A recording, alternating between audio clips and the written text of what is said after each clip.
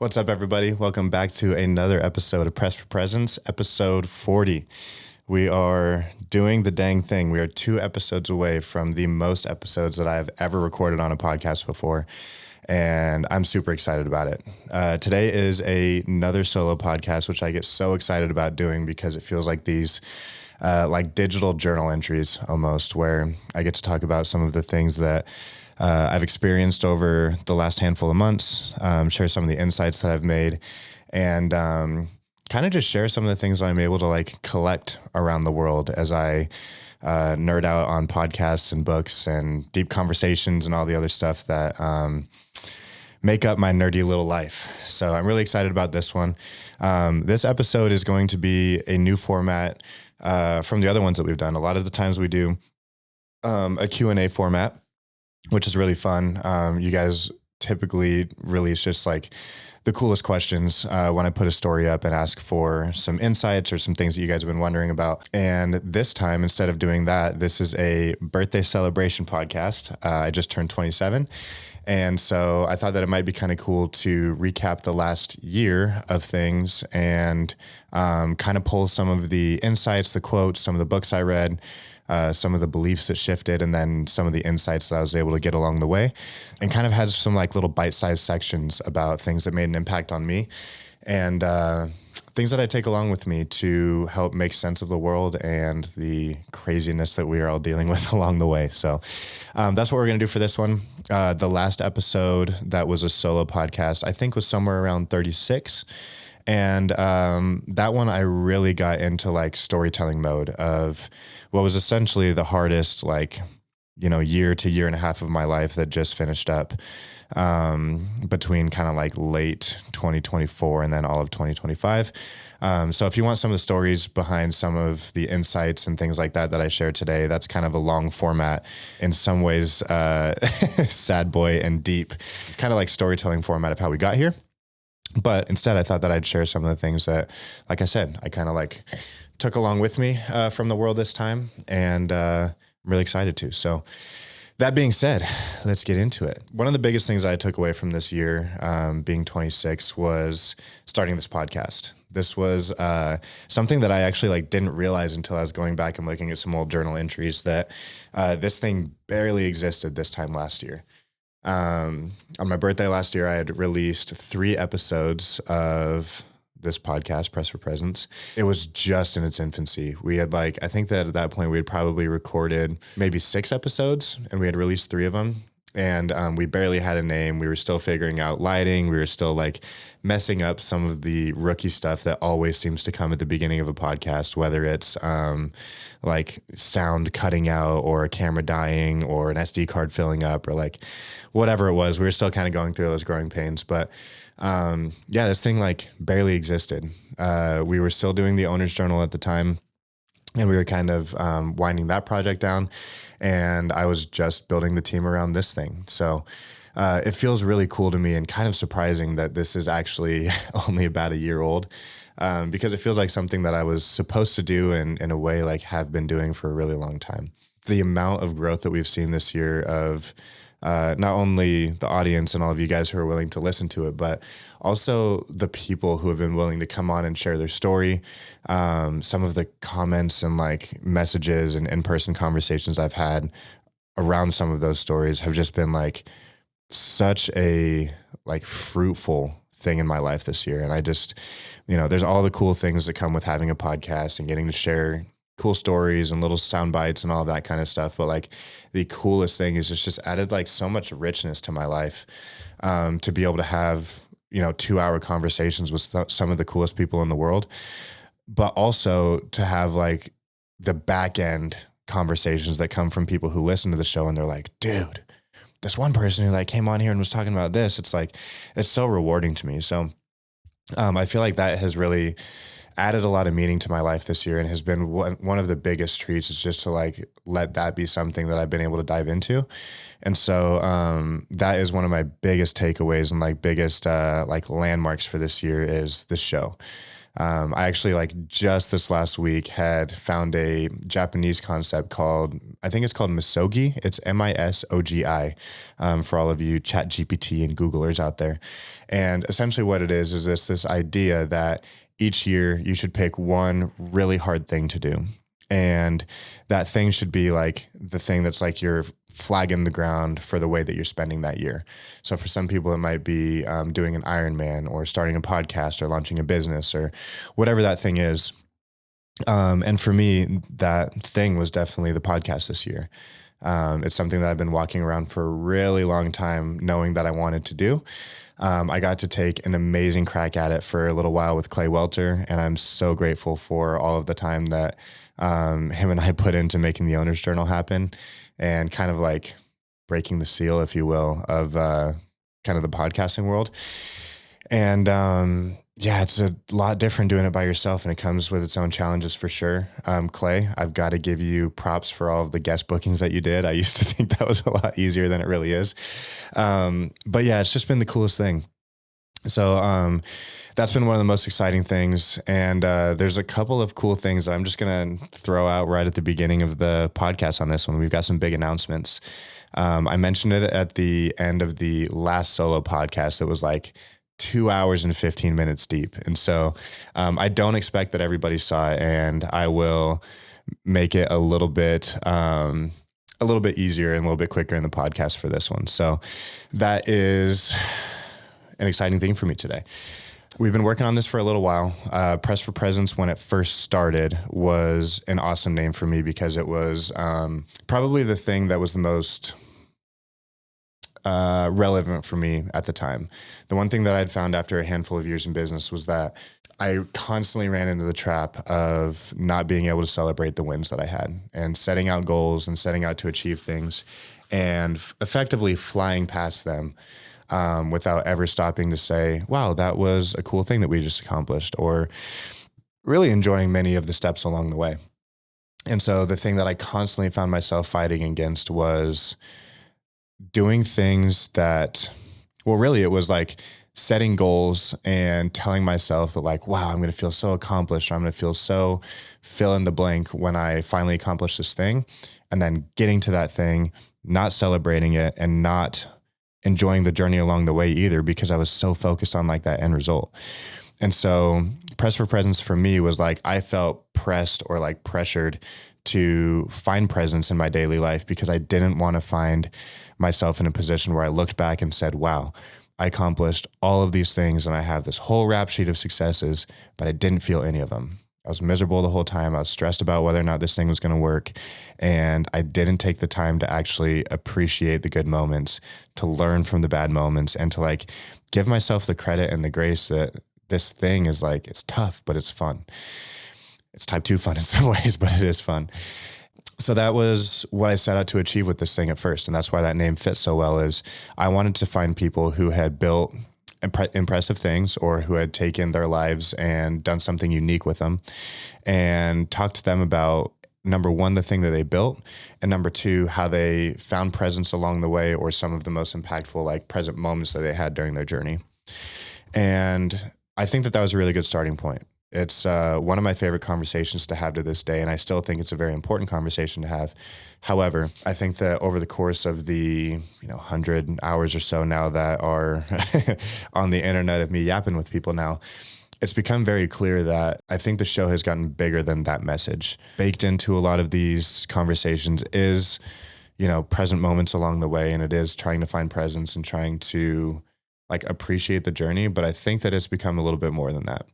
And because of that, we're going to rebrand the podcast. That is number one reason. The other one is a little bit more tongue in cheek, and it's a little bit funnier, I guess. But I call this thing the loud bar rule, and I've nicknamed it the bar test. So if you name something, whether it's a business, a podcast, a brand, or whatever, and when somebody asks you in a loud bar, hey man, what's that thing that you started? If you say it to them and they can't remember it on the first try, and they're constantly going huh? Wait, what's it called?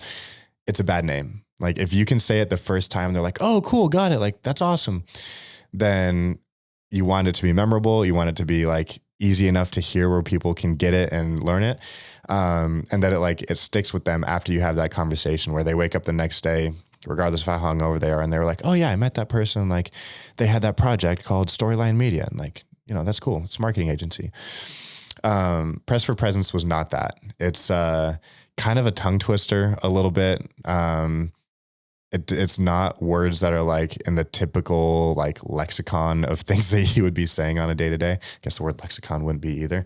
But that being said, it's just like I've like found myself in some ways getting into these conversations and like almost not wanting to tell the people the name of my project, because I know that they're going to be like, wait, what is it? And then they're going to look it up and they're going to spell it wrong, or like, it's just always something. So the world has been telling me via real life feedback that the name is not quite sticking the way that I wanted it to. And I'm the first to admit that I'm not always perfect about these things. So it presented a really exciting opportunity to rebrand this thing. And by the time this comes out, that rebrand will be done. So if you've noticed up to this point, we are now calling this podcast, drumroll please, The Garden. And it's one of the most like exciting things. I literally just got chills thinking about it. It's one of the most exciting things for me. It happened in my freaking marketing agency too, where I had a stupid name for 2 years and then we rebranded it and I got so stoked about it and I still love it and all of that kind of stuff. So maybe I'm hoping this will be the last project that I have to rebrand a year into it and finally get it right the second time. But I'm so excited for this rebrand. The thing that this came from, and with the announcement, like we put out like a 6.5 minute video about it. We're doing a short one that's going to live on the Instagram profile that I'm sure is there right now if you want to go check it out. But to give you the story, since you're listening now, about why we're calling it The Garden, I keep coming back to this quote in my life over and over and over again. And it's this idea of chasing butterflies. And the idea goes, if you spend your whole life chasing a butterfly, you're going to end up coming back with an empty net. You're going to be exhausted and you'll never catch it. However, if instead you spend your time building a beautiful garden, you're going to have more butterflies than you know what to do with. And that idea to me is just so beautiful, because I have chased butterflies in so many different arenas in my life, and it almost always goes that way. Because when I'm not focused on myself and I'm not focused on like building the things that I know called to me and are true to me, it comes with sacrifice. It comes with not being true to yourself. It comes with people pleasing. It comes with betraying yourself at times. And chasing butterflies is a dangerous and in a lot of ways exhausting and maybe stupid thing to do. So this quote has meant so many different things to me since I heard it a few years ago. And it kind of is like the lens that I put over top of my life to see, like, am I doing the right thing? Am I being a gardener? Am I being a chaser right now? The way that I look at the name The Garden is, I think that it beautifully represents a couple different things about this project that we're all kind of a part of together at this point. So the first layer of it is, I get asked all the time, what is your podcast about? What kind of people do you have on? And like, what's the theme here? And it's a question that I struggle to answer sometimes, because we have such a wide variety of guests on here, and quite frankly, a wide variety of topics as well. However, the one thing that has become clear is that all of the guests have this like it factor that I haven't been able to explain for a while. And you can feel it when you're around them. And I think in a lot of times you can feel it when you listen to their episodes, but they've got this thing that it's like, when you're around them, it's like, oh my gosh, like I feel this energy about life now. And I feel like I can do anything and anything's possible. And I feel like energized about my thing. And it's like this it factor that I'm like, how do people get that? Because sometimes it's a yogi, sometimes it's a musician, sometimes it's a business owner, sometimes it's an artist, but they've all got this thing that like kind of feels the same. And what I've come to realize lately is that thing is that all of them have built a beautiful garden. And a lot of times it's a beautiful garden that is like exactly true to them. And so that's layer one, is all of the guests on The Garden. The reason and like the thing that they have in common is that they've all built a beautiful garden in their life. So that's layer one. Layer two is, what I hope to do with this show is get people to ask the hard question, like, what is my calling? What is the thing that I'm here to do? And what am I passionate about? And from that question, I hope that people take the next step after that and say, okay, now how do I move everything else aside in my life, or like make everything fit so that I can pursue this thing and like give myself the chance to live the life that I'm called to live. And in that way, I hope that my listeners build their garden as well. So like ask themselves, what is the garden that I'm here to build? And make the hard decisions that it takes to actually build it. And then the third layer on that is this podcast is my garden. I really, like I said, I use this lens a lot to look at my life, and this is the thing that I feel like I'm here to do. This is the garden that I feel like I'm called to build, and I personally feel a lot of love towards this thing, being able to like actually label it in public, the garden, because it feels like I'm admitting to the world that like, yeah, this is the thing that I'm here to do. And so on all of those layers, I'm very excited about it. And I will be honest, it has been painstakingly difficult to create the logo for this thing and all of that different stuff. So maybe that will have its iterations or grow with the podcast or whatever. But I am very certain about what the brand is for this thing. And it will certainly be called The Garden. I'm very excited about it. And past that, there's some other cool things that we're going to be able to do with it too. A couple of just like the housekeeping podcast things that we're going to do is, number one, I'm really excited to start doing some remote guests here coming up. So getting outside of the Billings market and being able to do some stuff like over Zoom and Riverside and stuff like that. So that'll be number one, just kind of like increasing the access to really impressive people who have built beautiful gardens. And then the second thing is, under the brand The Garden, I'm really excited to start doing some shorter form videos that will be just me talking about different concepts and things like that I kind of learn in the world. There's a couple of people who have really influenced me to maybe double down on that a bit. Namely Angelo Summers, who has one of the coolest YouTube channels if you want to go check that one out. But I really like and get a ton of value from his videos because he might take one concept and like really flesh it out for 10 to 20 minutes. And I find myself taking these like really rich ideas and being able to like look at the world for a day or a week or so through the lens of the idea that he was like presenting. And so whether that's things about like being present, or, you know, I've been really fascinated about the dynamic of like husband-wife business partnerships lately. So like diving deep on that for 20 minutes or something. That'll be something that we do for the show as well.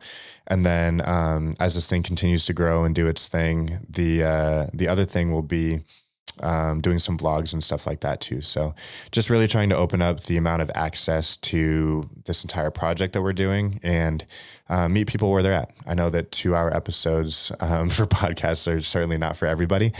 And I really want to find the best way to like present ideas in the best medium that they live in. Like sometimes I think that you can have an idea and that idea might be like an A+ if it's written, but it might be a C- if it's a reel, and it might be an F if it's a long form podcast.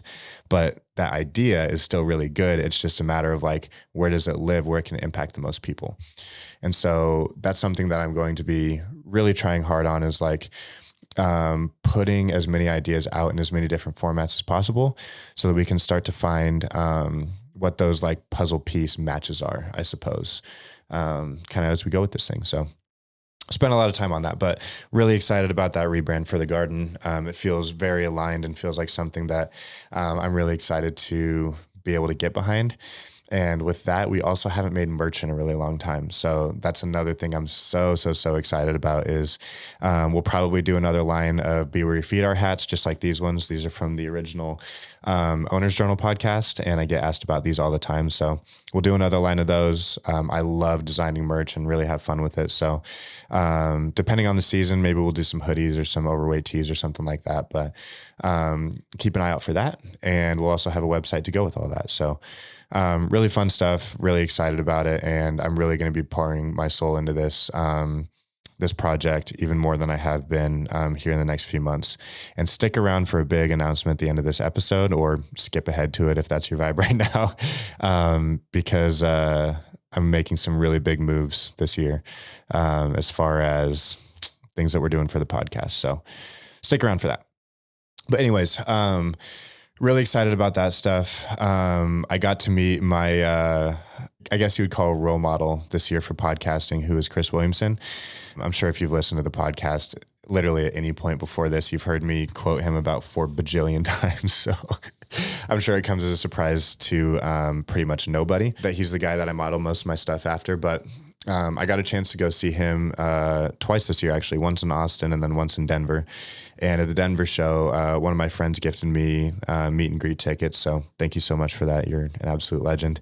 When I met him, I was not gonna lie, I was kind of down bad.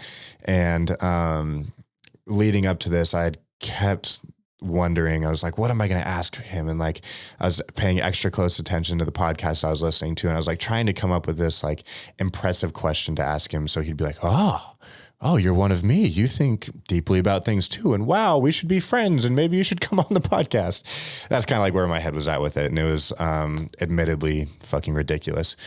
However, I did get a chance to meet him, and I'm really glad in a lot of ways that I was as down bad as I was, because I said, fuck it, and decided to ask him what I would name at the time a selfish question. It was one of those universe or one of those God things that right before that week, he was on Joe Rogan's podcast, maybe it was a week or two earlier. And they were talking about what does it take to be like a podcaster, to like put the flag in your ground, say you're a podcaster and do all of that. And they were talking about how like 150 episodes is kind of like the stamp. And I really attached to that because I have started 2 podcast projects and seen how bumpy the beginning is. I've never made it past 42 episodes, and obviously we're getting close here, but my cumulative lifetime episodes is at like, it's going to be at 82 once this one comes out. So, that being said, I am still like halfway there, and I feel like I've learned so much, but I can only imagine like the exponential growth that comes after that. But anyways, I was like, I'm just going to be selfish and ask him something that actually matters to me. So I walked up and I asked him, I was like, hey dude, I'm still in my first 150 episodes, and I'm really curious, man, like what kept you going during your first 150? Like before the sponsorships, before it really starts working, like, you know, his setup was like, really admire you, dude. His setup was way worse than mine at the beginning. And he's kind of paved the way for people like me to like, you know, maybe give a care a little bit at the beginning of our projects. But I was like, what kept you going, man? And he was like, honestly, dude, he's like, focus on the one thing that you should be focusing on is like waking up in the morning and being like, fuck yeah, I get to talk to this person at 2:30 today. He's like, if you can just be excited about the guests and like keep that love for great conversations and like sharing these stories with the world, it's like all the complex stuff happens, like the sponsorships, the guest procurement, the studios, all of that complex stuff, like it works itself out. But like keep the love of the game and like focus on that thing is just loving your guests. And it was just such a cool moment because I was like, oh my gosh, like the thing that made me drawn to this in the first place and like the mission that I feel like I have with it, like that is the thing, that is the secret sauce. So it was so reassuring to me, and also such a good reminder to like not get so caught up in all of the like, oh, how are you going to monetize? How is this going to be your lifestyle? How blah, blah, blah, blah, blah. So for me, that was just like, it was a really cool moment. And there was a lot of other like little details. We actually ended up like talking for, I would say quite a while, maybe like a couple minutes, but the next people were like coming up to like, you know, shake his hand, do the meet and greet, take a photo, whatever. And he kind of like stops them real quick. And he like calls out to me. He was like, hey, I'm going to be looking out for you. And like kind of gave me a little side smile, which maybe was like a bigger moment to me than it was or to other people, or maybe that what it looked like. But it just felt like such a cool, like reassuring thing where I was like, man, like I believe him. And I believe in myself that I think that moment where he says that he's going to look out and like keep an eye out for me, I'm going to make sure that means something. And I'm going to, I think that'll be a cool story to tell someday. So, yeah, that is kind of the main focus of the podcast this year is like, I'm really trying my best to get as many people as I can, who I like really am like truly interested in their story, who have built beautiful gardens and who I think can like inspire people to do the same. So I've been a lot less picky about like their audience size and their reach and all of that kind of stuff that I used to kind of be like, oh my gosh, you know, like how much is this going to make our audience grow? And will people hear this and blah, blah, blah. And fortunately, this podcast has started to pick up a little bit where I can start to bring a platform to people, and like, even if they don't have an audience yet, they can like benefit from the one that I built, which is something that I've always wanted to do. So I'm really trying to like double down on that and use that as like a springboard to be like, I don't care if somebody doesn't have social media. I don't care if they barely have a following. Like, if they've got an amazing story and if they're making a difference in the world where that can inspire other people to do the same thing, that's the secret sauce. Like, the rest will take care of itself. So, yeah, really excited about where the podcast is, really excited about where it's going. And I can't believe it's only a year old. So to 26-year-old Drew, who had 3 episodes out, thank you so much for starting this thing, man. It's freaking awesome. So getting into some of the things that I learned this year and some of my biggest takeaways, I am excited to share some of these. Some of my favorite things to kind of like take along with me are quotes. And I've got a couple good ones this year. So these are just some ones as I was kind of like going through my journal and going through my Apple Notes that I kind of like stood out to me. I wouldn't say that they were always my favorite, but where I'm at in life right now, I feel like these ones like, yeah, just kind of poked out that I took along this year. So the first one is from Simon Sinek, and it's very short. He just says, "We confuse our goals with purpose." This one hit me really hard this year because I think I needed to hear it. Just like, just like many quotes that seem to resonate. I thought that this was really interesting because one of the biggest shifts that happened for me this year was trying to identify what is my purpose versus what are goals that I have set out. And I have for a long time been a very goal-oriented person where I spent most of my life like, you know, trying to get a 4.0 every year in school and then trying to start for the football team and then get a certain record and then win certain games and get a college scholarship. And like, I always had the next thing to chase, and that next thing to chase would keep me disciplined in the present moment, but it would also keep me focused most of the time on the future and like towards some future outcome where I was like, okay, if we just achieve this thing, then all of the sacrifice now will be worth it. Which is a good way to accomplish things, but it's not a great way to live in the present moment. Hence the press for presence name and the be where your feet are thing that we stamp on everything. But in examining what is a goal and what feels like a goal and what feels like purpose, it kind of brought a lot of things to the forefront for me this year. Being somebody who lives through goals quite a bit, I wanted to figure out like which of these things are actually things that matter to me and are based in purpose, and which ones are like things I might have just arbitrarily said, oh, well, that sounds like something that I should accomplish, or that sounds like something that's cool. And it was really helpful. So in the past, like I had goals when I was young, like I wanted to make a certain amount of money before I was 25, and I wanted to hire a certain amount of people, or I wanted to travel to certain places. And some of those were cool, but they didn't always have a really big purpose tied to them other than like other business people told me that I should, or I saw some other kid do it at my age. So I was like, oh, I better do it. And really one of the things that I've tied this to is the story that Brady McLean told, which is on his second episode on this one, which I think is somewhere around 35. Yeah, where he told me the story about what matters. And where I think the big tie in there is, you know, Brady tells this story, and there's a segment about it on this YouTube channel that I think that you should go watch. It's also on Spotify under our highlights. So either way, you can go ahead and check it out. He tells the story a lot better than I do, but essentially it was the most impactful story that I heard this year. And the entire message of the whole thing is like this question of what matters. And it sounds like so maybe trite or cliche, but it really hit me. And the idea of it was like, there are so many things that we get caught up in, and there's so many things that are out there to learn, and so many things to pursue, and so many things to be worried about or look out for. But there's not that many things that truly matter. And when it comes down to the things that matter, there's not that many of them. And again, his story really drives this point home. But what it caused me to do is caused me to go and reflect and like journal actually about what matters to me. And what actually ended up coming out of that was a lot shorter of a journal entry than I thought it was going to be. It was like 5 lines. It was that I want to love and feel loved by my partner. I want to feel loved and absolutely love the family that I'm a part of. I want to feel love and fulfillment in my work. I want to feel like I'm a part of a loving community, and I want to love myself. That's it. It's 5 things. And to me, that's purpose.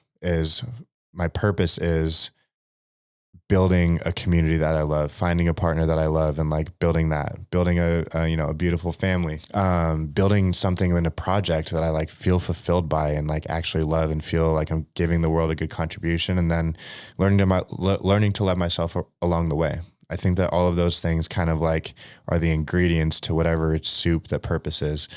And to me, I feel like I am lucky that I've found that this podcast is the way that I get to channel that professionally. And then obviously with my relationships, I get to foster those there. So what I found is that looking at the goals that I had and asking myself, does this get me closer to loving my community, my partner, my family, my work, or myself? Yes or no? Okay, well, is that purpose or is it a goal? And if it's a goal, maybe that's okay. However, like, why does it exist? Is it getting me closer to the thing that I feel purpose behind? Is it getting me closer to the thing that I feel that I'm here to do? And if the answer is no to those things, then it might not be a worthy goal to chase. So I really found that one was very interesting to me, and I really like it. Is like just asking yourself, like, is this a goal? And if it's a goal, that's great. Does it align with my purpose or not? Because if it doesn't, then it might have come from something like keeping up with the Joneses. It might have come from, mom, dad, grandma, and grandpa, mentor, whoever telling you that you have to accomplish something. It might come from somewhere that's just not you. And so I think that is something that's been very helpful for me to kind of keep an eye on, is like, which of the goals right now are aligned with the purpose that I feel like I have, and which ones are arbitrary things that might not belong to me, but I'm chasing them anyways. So hope that one's good for you too. Another one kind of related to some of that stuff, I guess, is a Rick Rubin quote from The Creative Act, which is now permanently and maybe forever my coffee table book. It's one of the coolest books. It's like got these really great, like bite-sized chapters, if you will. A lot of them are like 1 or 2 pages or 1 to 3 pages, but it's one of those ones where like you kind of only want to read that much anyways, and then just try to download that into your brain as much as possible and then go live your life in the world. But anyways, this one that I like is, he says, the imperfections that you're tempted to fix might prove to be what make the work great. And I just thought that was so cool, because I tend to be a perfectionist in a lot of things that I do. And it actually keeps me from releasing a lot of things like into the wild, if you will. I am constantly trying to go for like the next iteration. I think the next draft will be better. And I'm almost never like feeling like the thing is like ready to give to the world. And so this quote really hit heavily for me, because I was like, oh, there might actually be beauty in releasing a thing where it's like, not a piece of shit, or not like in full first draft mode, but like, make what you think is good and then release it. Because there are some of those imperfections that I think make a work uniquely yours. And I think that that's a really cool thing. Like some of my favorite paintings, some of my favorite photos, some of my favorite ones are like ones that are like almost tastefully flawed. And in my perfectionist brain, I'm like, oh, well, they did that on purpose. But there might just be some where it's just like, no, their handwriting's just kind of shitty, and that's kind of what makes this piece cool.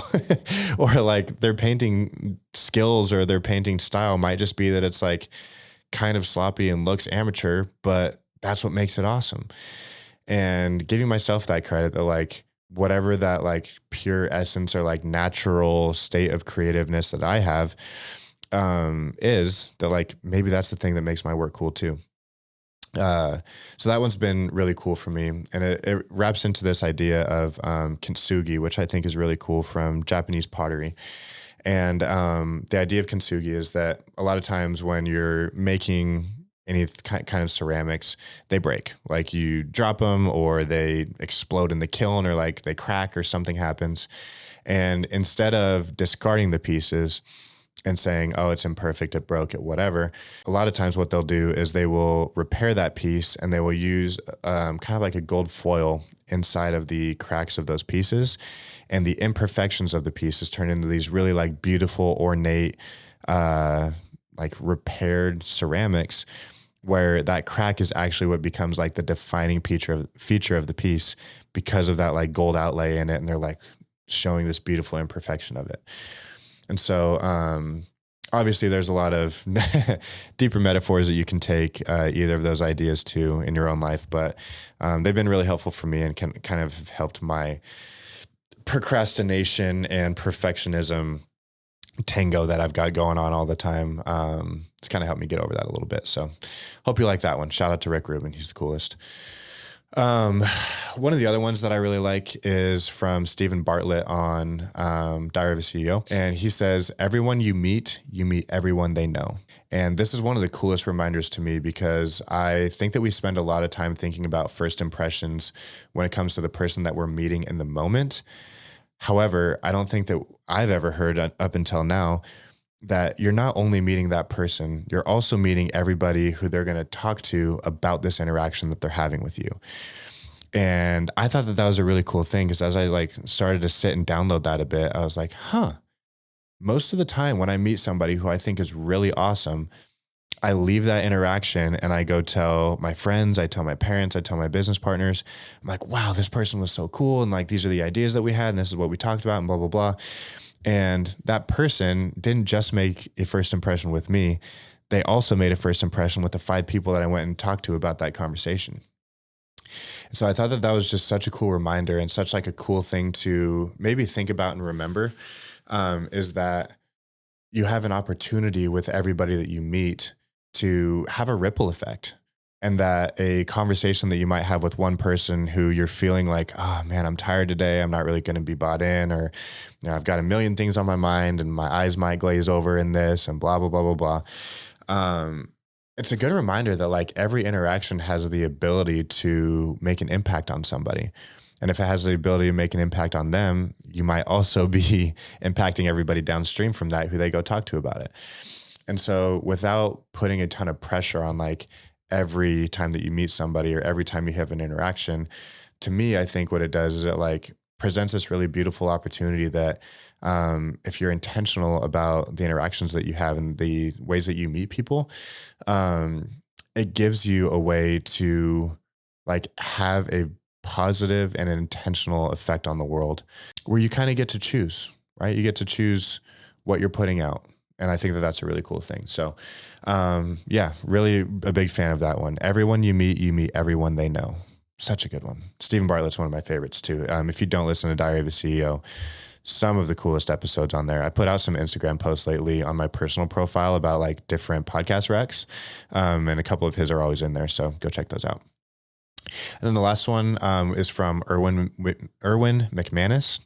No surprise, this was on a Modern Wisdom episode. I think it was number 906. And he says, your fear establishes the boundaries of your freedom. And I thought that was so good. And I think that I honestly think that it probably exists on a continuum or like a gradient as well, where there's probably some fear that doesn't necessarily create a boundary because it's not high enough to get you to stop yourself from doing something. However, there are some levels of fear that are like so crippling where it does create like a hard wall for like, you are not getting past this. And I think that that was a really cool one for me to hear. Your fear establishes the boundaries of your freedom, because it made me think that like, if you can get yourself outside of that fear, or if you can get yourself to like bring that fear down or curb it, it like lowers this wall or this hurdle that you can get over. And it goes from being this like 20-foot unscalable wall that is like confining you to maybe like this like chain link fence where it's like, well, it's not going to be fun per se, but like, I know I can get over that thing, and then you do it. So, it kind of made me think is like, which of the things that I think are impossible right now are just a 20-foot wall of fear? Like, which of those things just live behind that 20-foot wall of fear, where if I were to go and either lower that wall by doing the self-work to stop fearing that as much, or just giving giving the thing a crack and like realizing it's not that tall anyways. But which of those things just live on the other side of that fear wall? Because a lot of times, like, if the thing is just curbing the fear and it's not actually having to solve like this impossible puzzle for this thing that you want, it seems like the fear is a lot easier thing to contend with. And so, yeah, without spinning my wheels too much on that one, I really enjoy that your fear establishes the boundaries of your freedom, because it seems like a lot easier thing to tackle than some of the big goals that are out there and this, nebulous concept of freedom. So really cool. But, those are some of my favorite ones from this year. Like I said, I've got a whole gang of them that I'm sure I will be referencing here and there throughout the podcast this year. But yeah, some of my favorites there. Some of my other things I took with me are some books that I read this year. This year was like the year of the reread, with the exception of one book. So the ones that I chose to read this year are The Four Agreements and The Mastery of Love, which are both by Don Miguel Ruiz. Both of those were rereads. The Four Agreements, I think that was my third time reading it, and The Mastery of Love was the second. And both of these books, even though their titles are quite a bit different, really come down to a pretty consistent message of self-love and figuring out what the building blocks and the puzzle pieces of self-love really are. And a lot of them come down to like honoring yourself, having integrity, and not taking things personally. I think that that's one of the biggest ones inside of the Four Agreements is that everybody else is also doing this world experience and they're trying to make their best way in life too. And just because they react a certain way or take a certain thing that you say or a certain thing that you do a certain way, it doesn't mean that that is the end all be all. We've all had our good days and bad days, and the world is many times not what it seems. But I just absolutely adore these two books. The Four Agreements was like my Bible for the longest time. It was like, here are some very basic principles for how I can become a better person and begin really like fostering some self-respect and some self-love for myself. And the Four Agreements, let's see if I can remember them off the top of my head, are be impeccable with your word, do your best, don't take anything personally, and another one. Fuck, this is worthwhile. We're gonna get on Google real quick. This is high quality podcasting here, ladies and gentlemen, as we are whipping out the phone for Google. Okay, what are the Four Agreements? All right, here they are. Okay, be impeccable with your word. Use your energy, speech, and communication in the direction of truth and love. Avoid gossiping and speaking against yourself. Don't take anything personally. What others say and do is a projection of their own reality, not yours. When you're immune to the opinions of others, you avoid immense suffering. Don't make assumptions. This is the one that I missed. Find the courage to ask questions and express what you really want to avoid misunderstandings, sadness, and drama. And the last one, always do your best. Your best changes from moment to moment. It varies when you're healthy versus sick or tired versus refreshed. Doing your best avoids self-judgment, regret, and guilt. So, really love that one. Very basic principles. Apparently I can only remember 3 of them, but that book absolutely changed my life the first time I read it. And it is always a beautiful reminder. It's one that was helpful for me to highlight, and I've like highlighted it in different colors each time. And it's been really cool to go back and see like which things meant a lot to me during like the different times that I read it. And sometimes I kick myself for being like, dude, if you just would have fucking paid attention to this one part, you could have avoided these other pitfalls in your life. And like, it's just so funny. Like, I feel like I want to shake myself sometimes for the things I pay attention to versus not, but I'm sure that that's a perpetual thing that will continue existing. So, and then the Mastery of Love is similar. It doesn't have as like tight of a framework or like prescribed rules, I would say, or like prescribed ideals, but it's a really beautiful book about learning to love yourself, and then also how that applies to learning to love a partner, and how loving yourself and loving a partner is so intertwined and so important in both fields. So I think that one's a really great read. The other ones that I read were The Third Door by Alex Banyan. That was also a reread because it's very applicable to the podcast. It's a really cool story about a college kid who decides the medical route is not for him. Gets really interested and obsessed with how the biggest like performers in the world and like Malcolm Gladwell's outliers type of people started their journeys and like took that first step towards becoming a Bill Gates or Jeff Bezos or Warren Buffett. And the book is actually, he sets out to write this book about how all these people started. But the book that he actually ends up writing and what The Third Door became was how he got in contact with all these people and like his life story throughout the journey of writing this thing. So really beautiful book. And it's been encouraging to me, especially as somebody who is constantly on the hunt of these like very impressive people to like do the dang thing and just ask people how to do it. So one of my favorite concepts actually, and this is worth taking a minute on, is this concept of the third door. And the idea is that when you go to a busy nightclub, there are always two doors that everybody knows about. There's the one door where the general admission goes, and that one has a line around the block and people are cold and they're waiting their turn. And, you might be out there for an hour or two waiting for your turn to get into whatever the nightclub is. However, there's also the second door where the people who are the VIPs or the people who are born into money or fame or status, they get to go through that one and they lift the little, red velvet, like little barrier. You get to walk in and you get a direct line to the front. But the door that people don't know about is the third door, where you have to scurry down an alley, jump over a fence, sneak in the kitchen and like dodge a couple of the chefs. And then you get out onto the floor. And now you're into the venue. And that third door is where so much magic in life lives. And I think that it's an important one to look for. So I try to remind myself all the time that like a lot of times where I feel stuck or where I feel like something is like so far away, that third door might exist. And it might just be a matter of like looking for it and then asking the right questions and taking the right actions to make it happen. So really cool concept there. And I tried reading The Power of Now again. I've been gifted that book 3 times. I literally have 3 copies. I can't get myself to do it. I've gotten like 70 pages in both times, and like the conversational format of it drives me fucking bonkers. And I don't know why, because like Eckhart Tolle's message is so good. And like there are some gems in that book, but I just like, I don't know if it's the times in my life that I've tried reading it. I don't know what the deal is, but like, I just cannot get myself to like this freaking thing.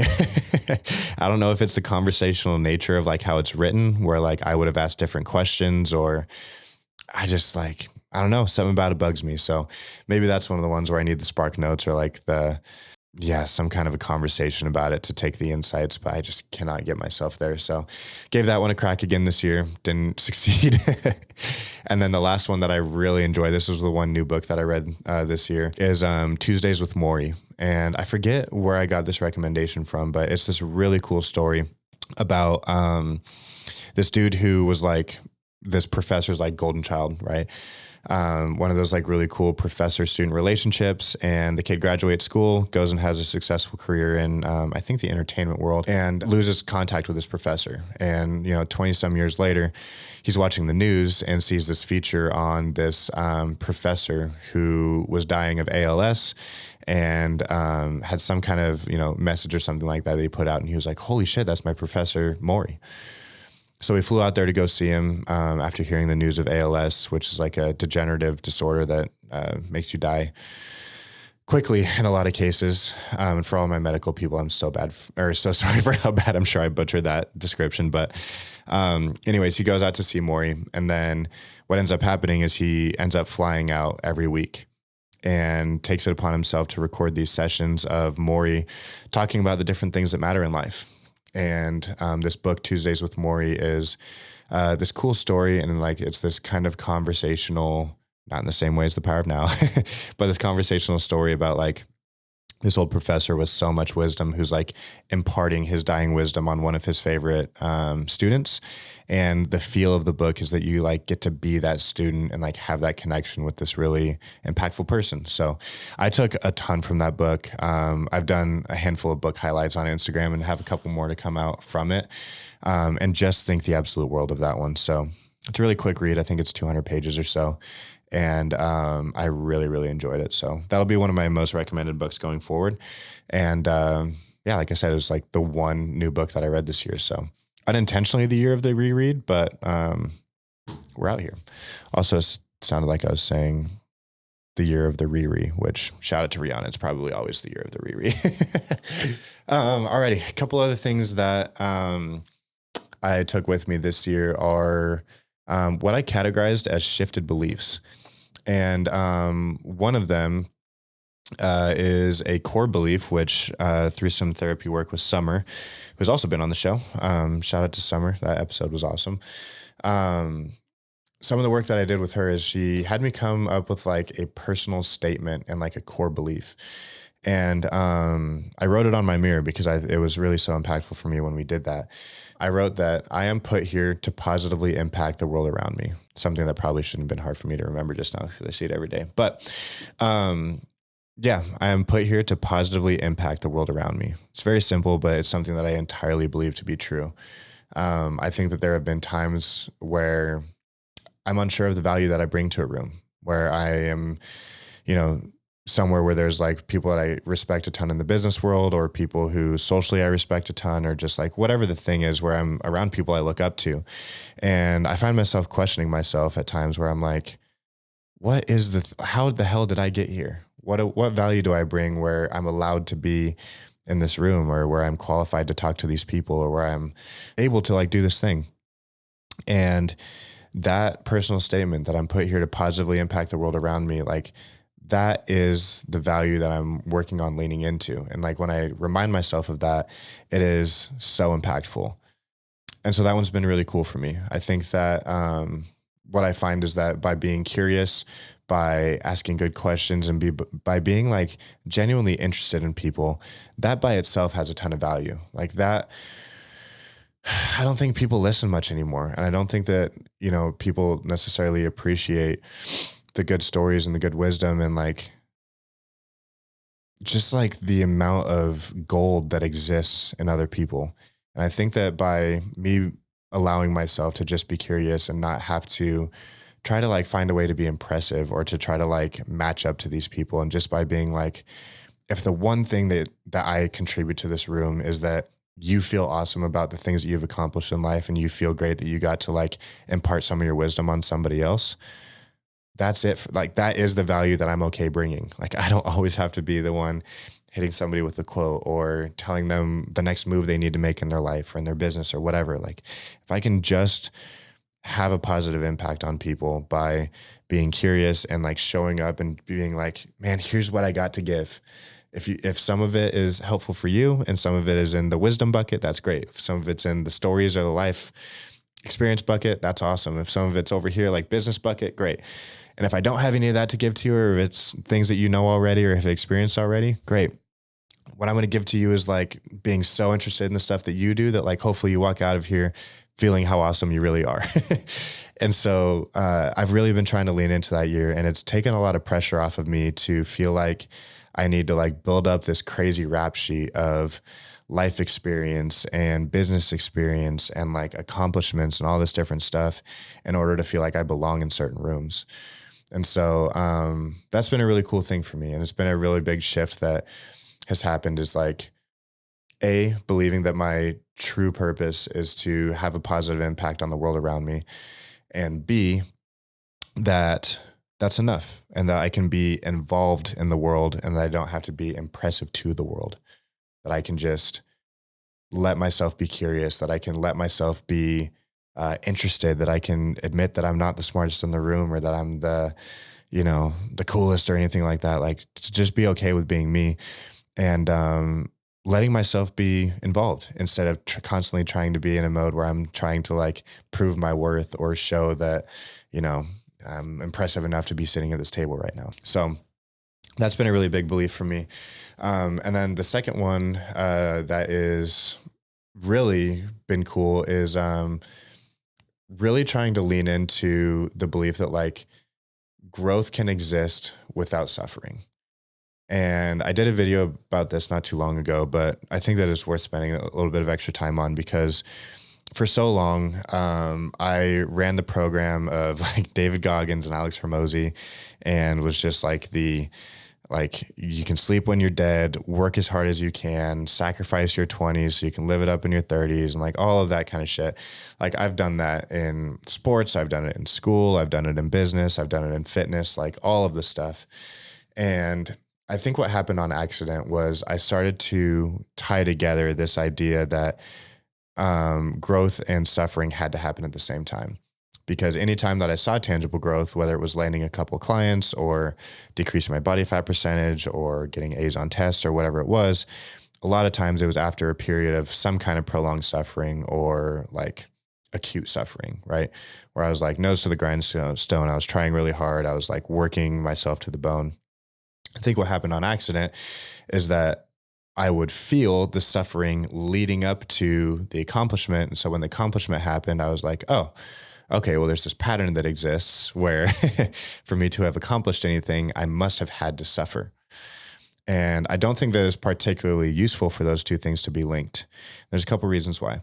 Number one is because there are times where a flow state where sitting back and allowing yourself to do what calls to you and like maybe break routine, maybe get out of your comfort zone, maybe like break a couple of patterns to get new insights. Like that really is the best place to operate or create from. And so by white knuckling or like disciplining yourself into trying to get this thing done and like saying like, I have to suffer, you're actually not allowing yourself to like get as far as you could. The other reason why I don't think it's a particularly helpful belief is because I think that burnout is a very important thing to be aware of. Where sure, you might get to goals A, B, and C, but the rest of the alphabet, if you're going to achieve those goals, require you to still like have a love for the game and a love for like the thing that you're doing.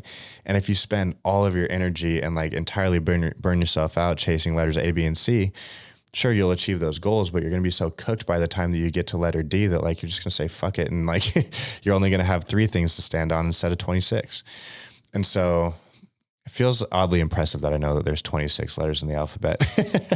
Again, back to me not being the most impressive person in the room. But anyways, that is one of the most helpful things for me. And it's something that I've really tried to like allow myself to embrace a bit. And the ways that I've done that are, number one, I've allowed myself to be a little bit more lenient when it comes to like my daily schedule around workouts and some different things like that. Lately, I've really enjoyed starting working a little bit earlier and working out in the evenings. And so that's a big thing that shifted for me. I used to be a big like 6 a.m. guy in the gym. And I didn't think that a day was like possible to start until you got a workout in. That's changed me. And I've let myself like kind of flow in and out of that. What I've really enjoyed about the evening workouts lately is number one, I'm a lot better fed for them. And Tiffany Ricky put me onto carbs, which is a funny thing to rediscover when you're 26. But I feel like a lot more fueled in my workouts. I'm enjoying them more. I'm having fun. And they've also kind of served as like a marker for the end of a day. And so I've kind of let myself flow into that. And I've had some cool like little discoveries and stuff around that.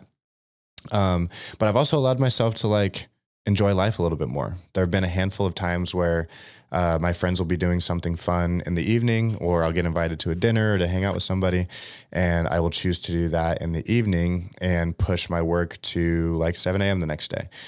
And there's almost all of those times where I kind of get to have my cake and eat it too.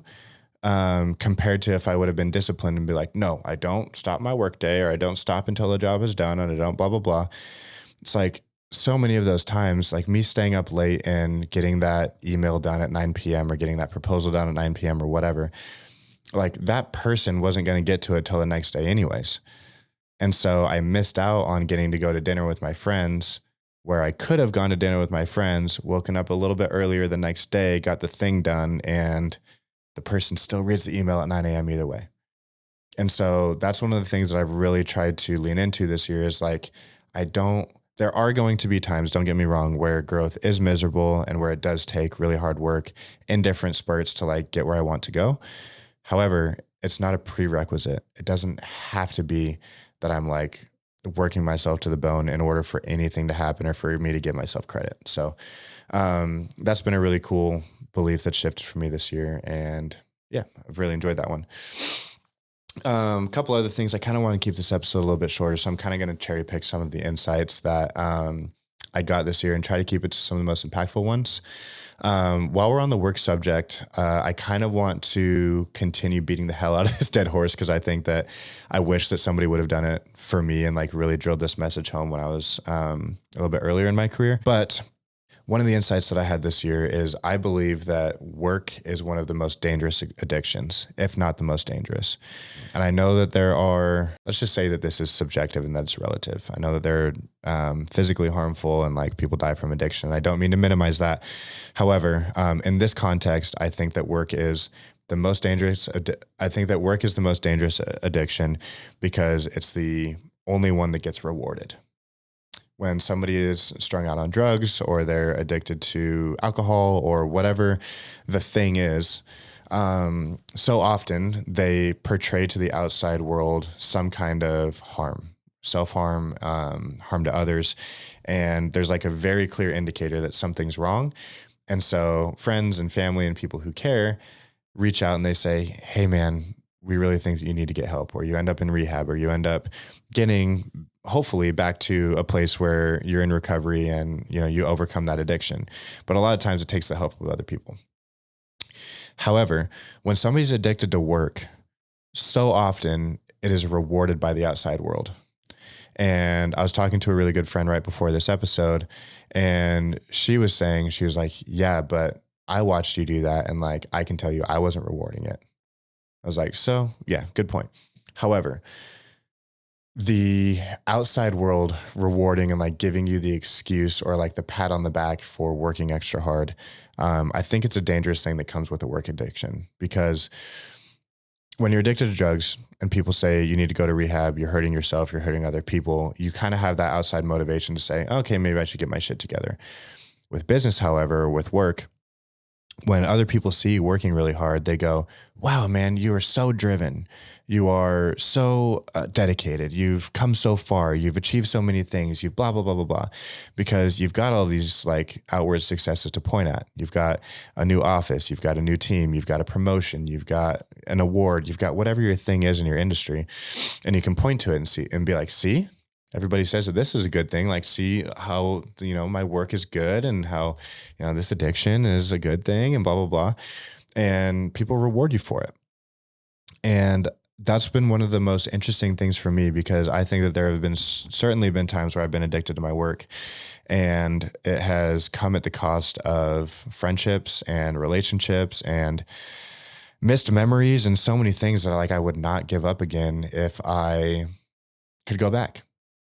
And in those times, what also existed was when I would finally make it out to see friends, or I'd finally spend time with the person I loved or something like that, they would ask about work because they knew that's all I cared about. So I was like, oh, people must be interested in this. And then they would congratulate me on, wow, man, like I know you've been working really hard, but like, look at how far you've come. And, you know, it's so cool that you're doing this business thing and blah, blah, blah. And so like you get these little pats on the back where it's like, well, survey says I am bringing value to the world and I am cool and people think I am awesome and doing a good thing. So back to work we go.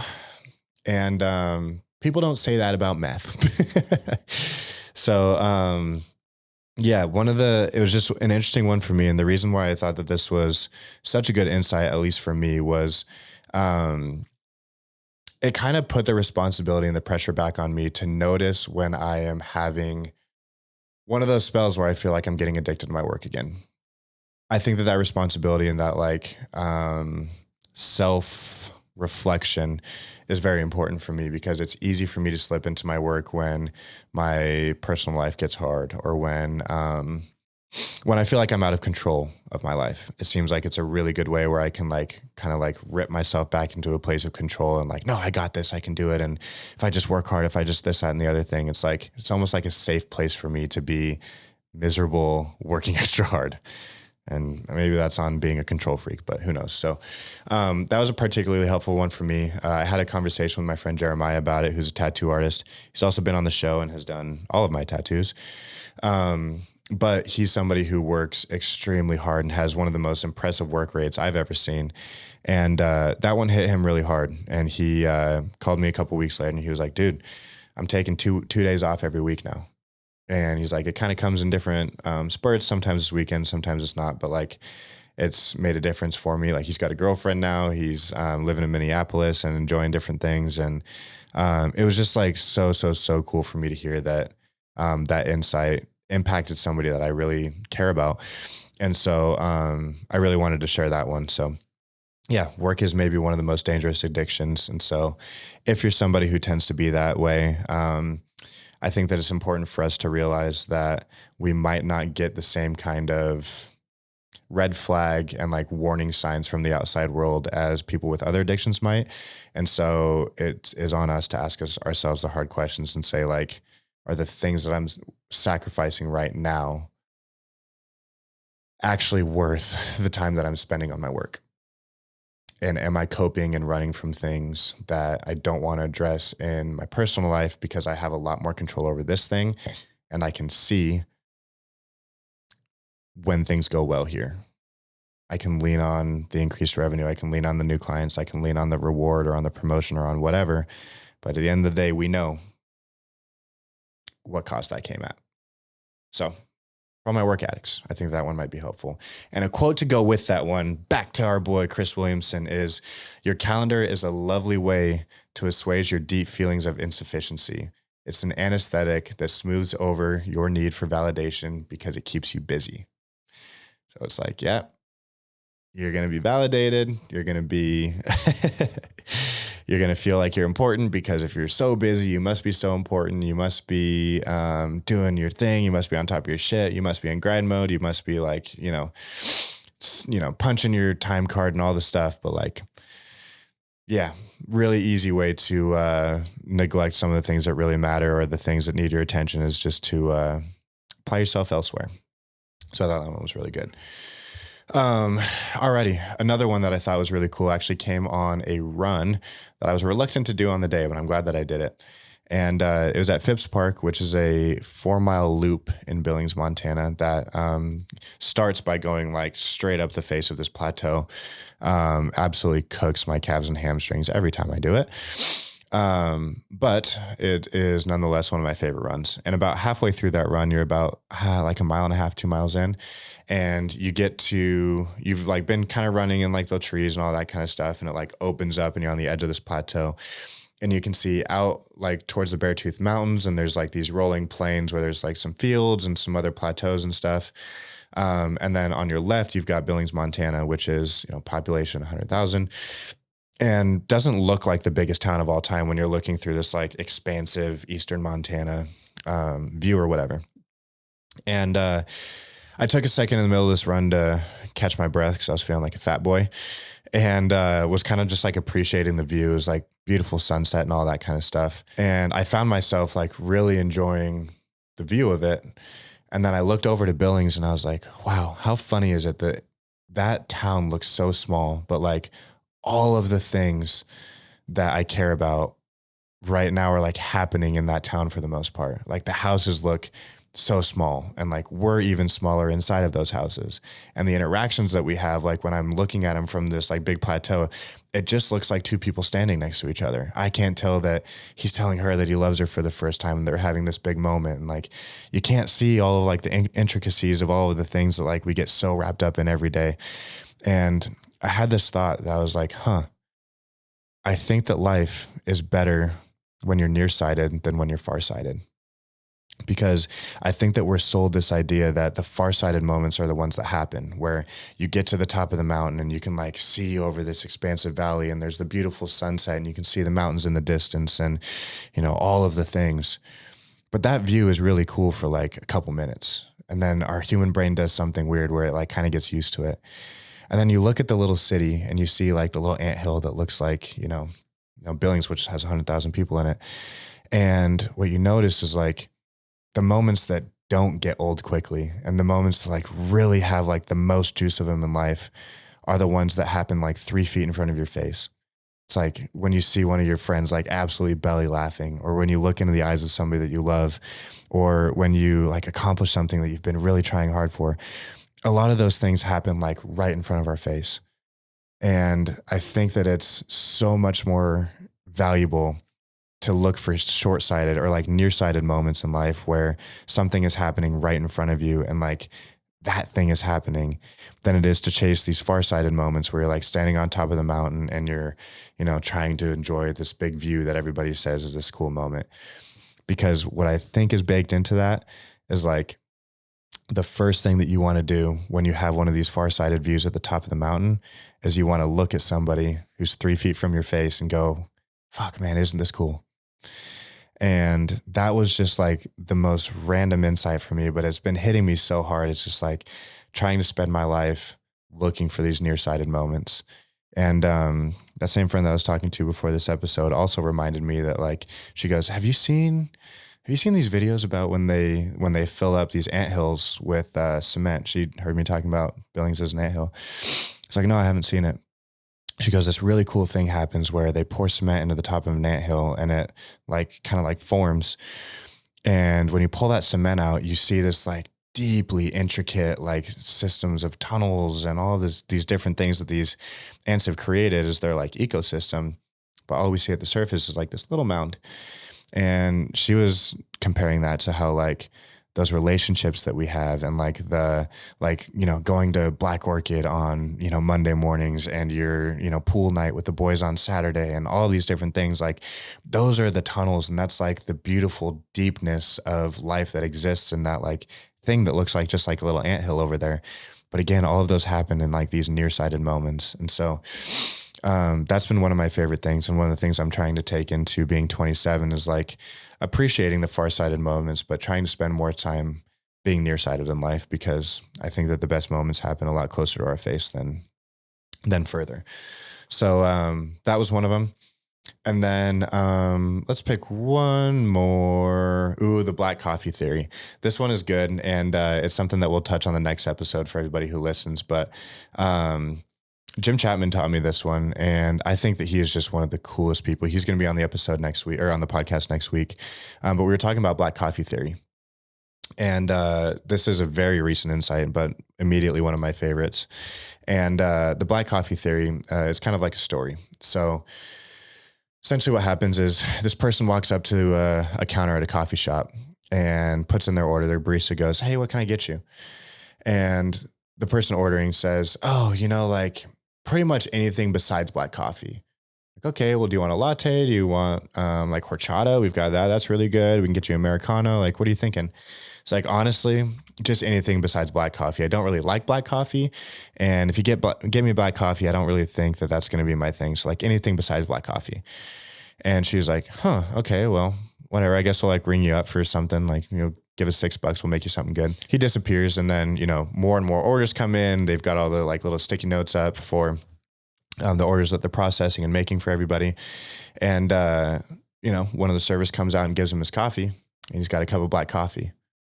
And the way that he ended up with this black coffee is the barista that was standing there and taking his order at the beginning, she heard him say black coffee 6 times when he was saying, I don't want black coffee. I don't like black coffee. I don't think that I'm going to like it if you give me black coffee. So as she's in her day, the thing that she keeps on hearing is like black coffee, black coffee, black coffee. It's like, don't listen there. Don't think about a purple elephant. And so he gets black coffee. And the idea behind that is, instead of asking the world for what you don't want, ask it for what you do want. Because if you continually have your focus on black coffee as the thing that you don't want, you spend so much time like target fixating on it. And for anybody who's driven a car, ridden a motorcycle, do anything, usually what you look at is what you tend to like drive towards, what you tend to ride towards, what you tend to lean towards. And so by target fixating on something, you tend to drift towards it and you end up with a black coffee. That's the thing that you didn't want, but you've been focusing on it. So instead, focus on the latte that you do want. Focus on the green tea, like whatever the thing is that's your jam, because I think that's important. So I thought that was really cool. And one of the reasons why I picked it is because I actually had my own black coffee theory before I knew that there was an official one that goes like that story that I just told you. But my black coffee theory was that I actually do enjoy black coffee. And I started drinking coffee when I was doing trade shows when I was like 22 years old, working for a marketing company. And I was in the med tech space where you're like fully suited up every day. A lot of times the trade shows start really early, and you're in, bigger cities where I had never been before. I grew up in Boise and moved to Montana. So I'd never been to a lot of these cool places. Like, we were in New Orleans, we were in Paris, we were in Boston, we were in, you name it, we were probably there. A lot of fun. But a lot of times how the trade shows would go is we'd be there all day, and then we'd go out to dinner with the team or with, prospective buyers or clients. And then after that, we'd either do some team bonding, or I'd go do some exploring in the cities in the evenings. And then you're still on the trade show floor, bright and early, suited up.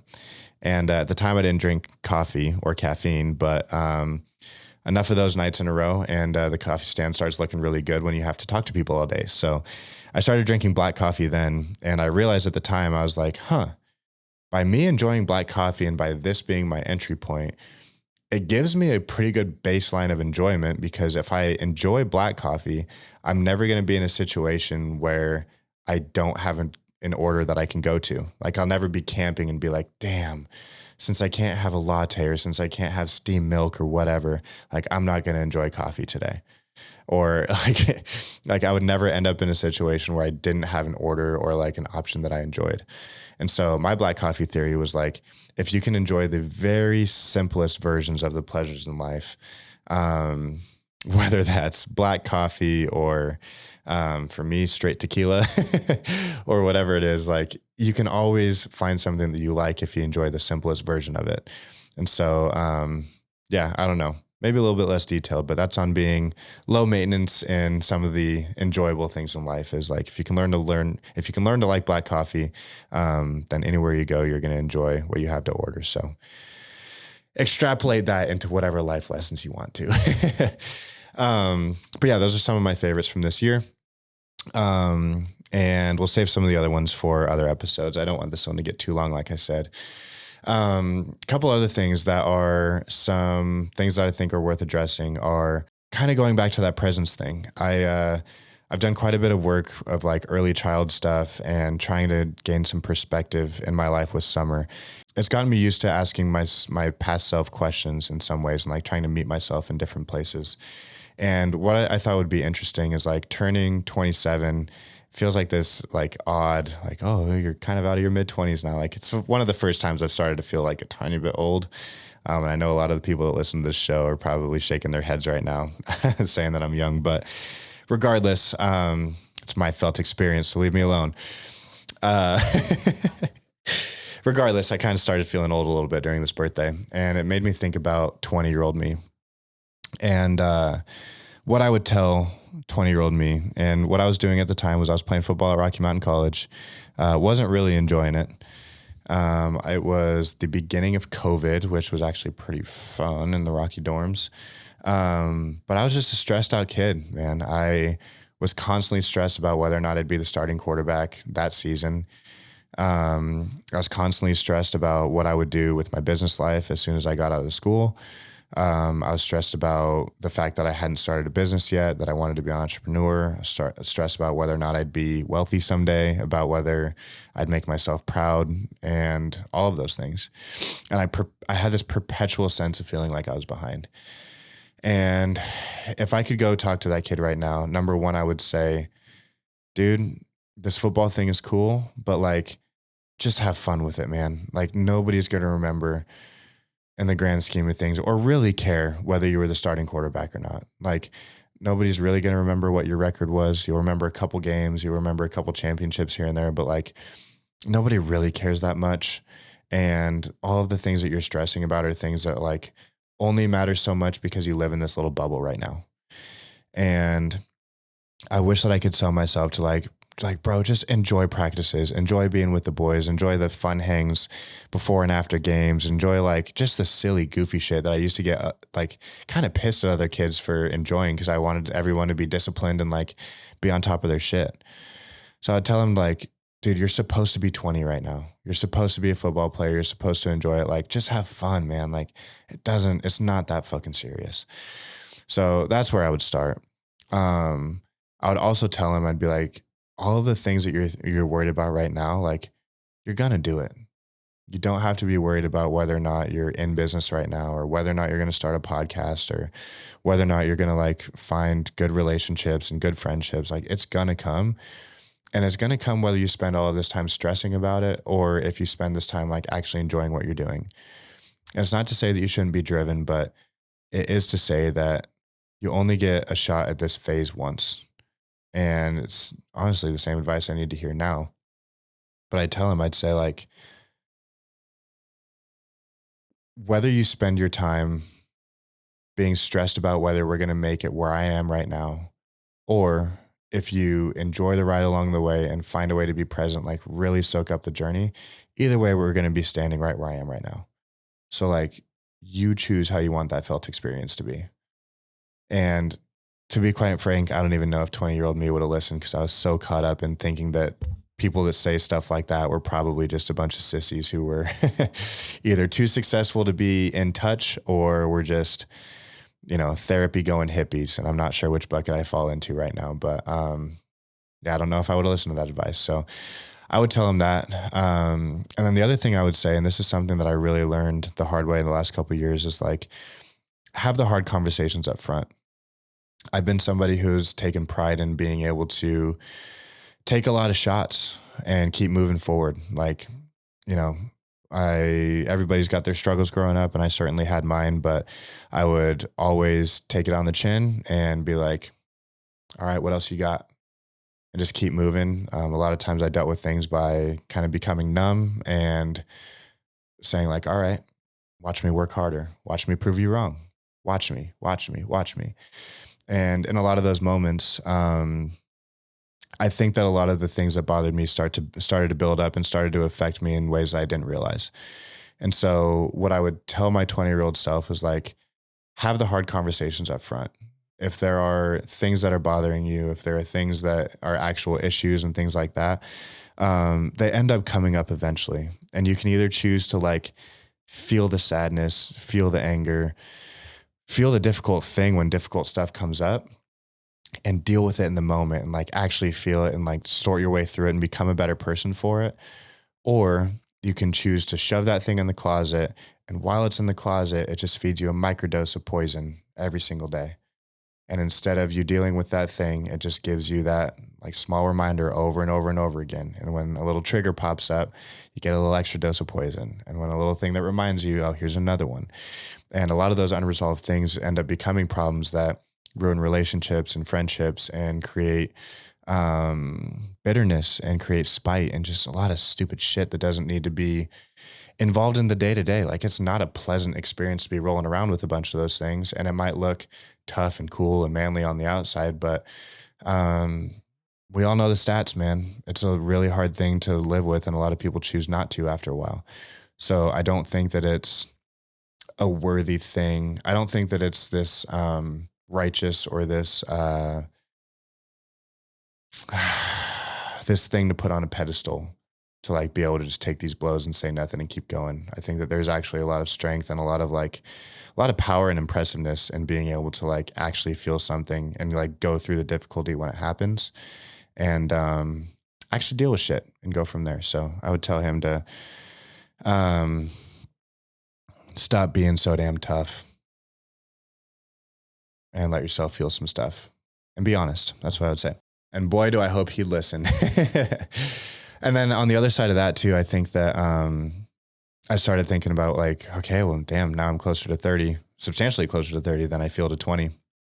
And I wonder what I would tell him right now, or I wonder what he would tell me. I think what he would tell me if he could have that conversation is I think that regardless of where I end up in 3 years, I think that he'd say thank you. I'm making a lot of decisions right now and have done a lot of very difficult things, both in business and in my personal life, to set myself up to kind of be on the right path going towards 30. Setting myself to pursue this podcast is one of them. Some of the trials and tribulations that I went through this year and handled the right way instead of shoving them down or instead of trying to cope some way was a real test for me, but I think like laid a really solid foundation for how I'm going to handle adversity going forward in my life. And you can hear all about all of that on my last solo episode. But I think that he'd say thank you. I think he'd say like, fuck man, it's been hard, but the growing up that you did at 26 and going into 27, like set us up for wherever I'm going to end up at 30. And so I think that that'd be the big one. And just like the advice that I gave to 20-year-old me, I think he'd say, don't stress. I think he'd say like, care about the right things and honor yourself and honor the things that you care about and that you were called to. But don't spend unnecessary time stressing about whether or not they're going to work or stressing about what the outcome will be or anything like that. Like enjoy the ride, do the things that feel aligned and that fulfill you, and enjoy it, man. Enjoy the lessons that feel hard, enjoy the fun times that feel good, enjoy the golden chapters, enjoy the confusing ones. Cause like, man, it's going to be the stuff that we look back on and smile about. And funny enough, that's the same advice that I would give myself in pretty much any phase of life that I could go back and talk to little Drew. So yeah, hopefully I listen to 30-year-old me, all of that. And then the last person I would talk to is the person that a year ago in March felt fucked. And a year ago, I was sitting on a boat in Belize, having just lost my GM in my business. In my business, I was functionally broke. I had the same amount of money in a checking account as I had on a business credit card after doing some travel projects and building a studio and all the stuff that comes with running a business. I was down bad in my love life. I felt lonely in my friendship life and was living alone and felt like on pretty much all fronts that I was failing. I remember looking up on this sailboat in Belize, and I'd come down on this trip because I had previously booked the tickets and they were non-refundable, so I went through with it. And I remember staring up at the sail, and on this trip, I came down and I was like, I don't even know what my question is, but I feel like I need an answer from this thing, and I'm going to go. And we're out in the middle of, well, not the middle of the ocean, but it felt like it. But we're out in the ocean. We were sailing to like the southern tip of Belize, kind of island hopping along the way.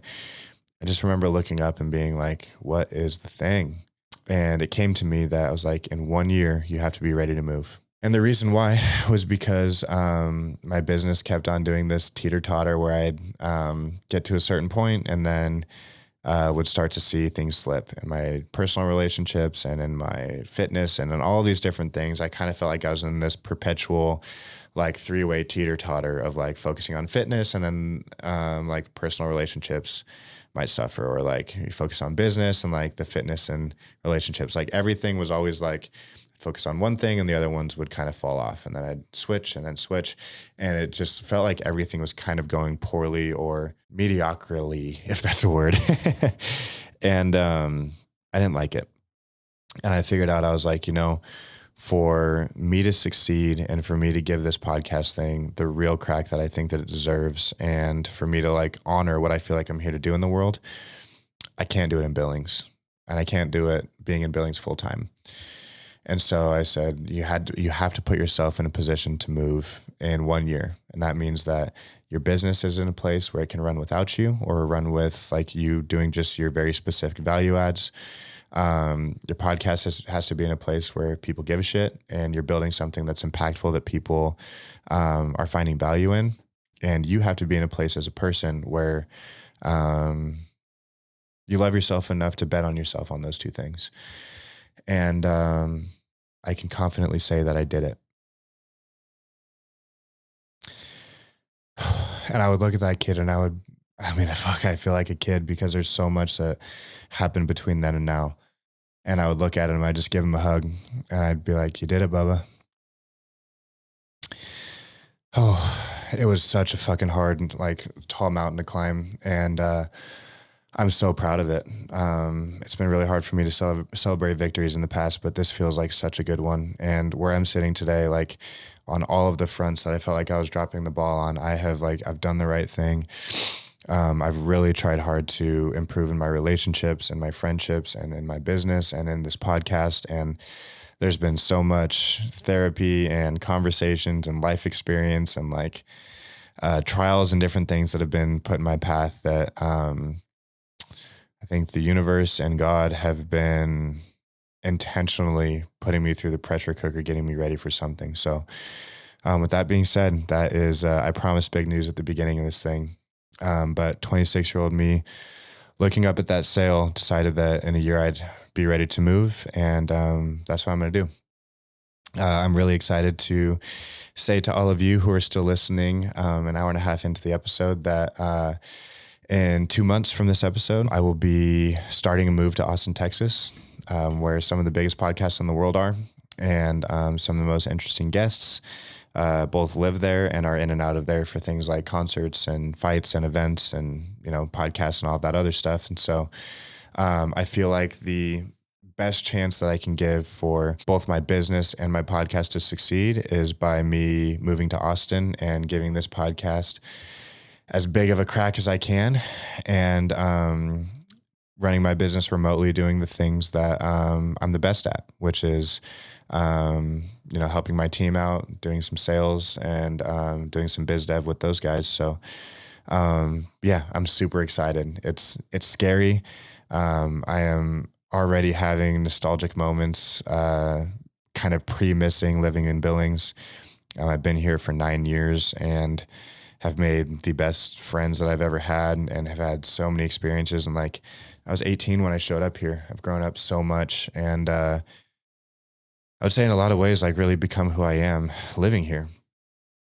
And so it's a really scary chapter, but it's really exciting. And I think that it's the right thing to do. I think that it allows me to have a better shot at making a bigger impact and like really doing the thing that I feel like I'm here to do. And I think that that is helping people ask that question of what is my thing, and helping them do the hard thing, which is building a life around chasing their passion. So I'm going to try and get as many freaking awesome people on here as possible. I'm going to use my time in Austin to do some exciting stuff. I'm going to give this thing, like I said, a red hot crack. I'm going to ask some of the most impressive people in the world if they're going to be willing to share their stories with you guys on this thing and share them with me. And I'm really hoping to make an impact. So that's the after a year, that's the thing. So I'd say that we talked about that idea of a Misogi or a Misogi. Please forgive me for not knowing how to pronounce that. But last year, and that was this podcast. And my one for this upcoming year is going to be moving to Austin, and all of the social and professional and emotional and all of the challenges that come with that. So I'm really excited. I'll have a place in Austin and a place in Billings, so I can bounce back and forth and make sure that both the business and the podcast are taken care of. And I'm really excited about it. It's going to be a really cool chapter. And like I said just now, I really think that 26 was the world and God just speed running a bunch of lessons to prepare me for whatever's coming next. And we are surely jumping off the cliff and prepared to build a plane on the way down. So I'm so excited for this next year. I'm so excited for this rebrand of the podcast and just so many of the things that are going on. I have the most wonderful people in my life right now. I can truly say that I love the average Tuesday. I feel so blessed for the opportunities that I have, and for really just the love that I feel in the world right now. It really puts me in a position where I feel like I've got so much to give and so much love to give. And I'll be the first to admit that that's because of how everybody around me loves me.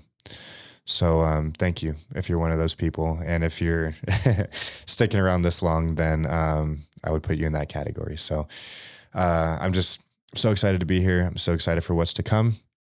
And so excited that you're here building this thing with me. It's only possible because of the attention and the intention that you put into spending your time listening to this thing, and to sending it to people who it can impact, and by going out and making an impact yourself.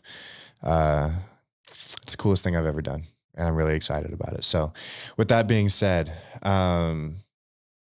I'm sure future Drew will watch this at some point. So if this is maybe a message to 30-year-old Drew, if you're back watching this thing, And if you're somebody else who's watching this and it's been 3 years, please send it to me in a DM or however you can get it to me. But to that dude, we're doing it. I'm proud of you already. And I believe in you, man. I believe in you. And we're going to give this thing a freaking crack. So can't wait to see what's going to come. Thank you guys so much for all of the things that you do to make this show possible and for giving me the wind in my sails that it takes to keep this thing going. And yeah, with that, I hope that some of these lessons and insights are things that are helpful for you as well. They've been helpful little tools and different things like that for me. And this life is a cool thing. Being able to pick out some of the golden moments and golden nuggets of it is one of my favorite little side quests. And so anytime I get to share them is a real pleasure. So thank you for sticking along for it. I hope that some of these are valuable. And if they are, tell me about it in the real world. Come give me a hug. Let's chat about it. And yeah, let's keep encouraging people to make this world a better place and to do what we're all here to do. I know it's a different mission for all of us, but I think that we've all got one. So listen to it and do it. And with that being said, I love you so much. Thank you for being here. I'll see you in the next one, and be where your feet are. I'll see you soon.